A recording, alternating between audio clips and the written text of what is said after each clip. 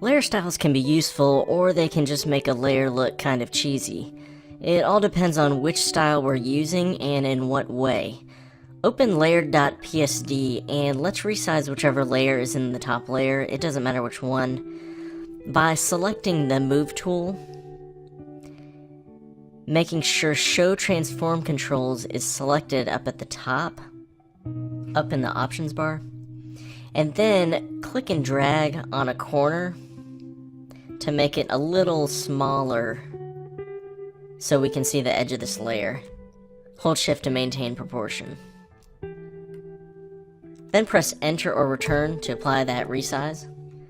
Next, go to Layer, Layer Style, and select one of the styles to bring up the Layer Style menu. Alternatively, we can click on the new Layer Style icon on the bottom of the Layers panel.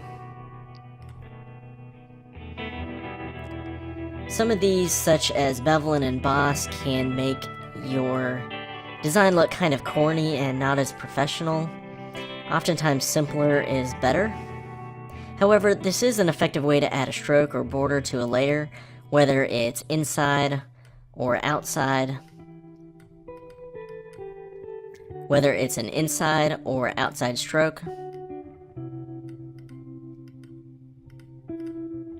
Check the checkbox next to a style to apply it, and click the name to adjust its options.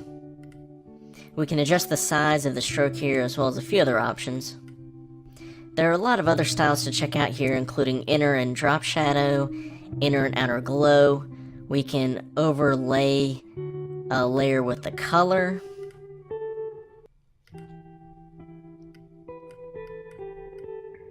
And adjust its blending mode.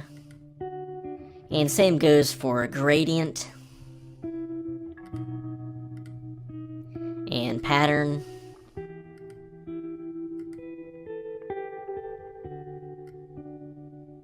So we can come up with some pretty cool effects. That wraps up this section on layers, including layer blending modes, adjustment layers, and layer styles. In the next section, we'll go over how to make selections in Photoshop and when we would use certain methods to select pixels in order to adjust or edit them.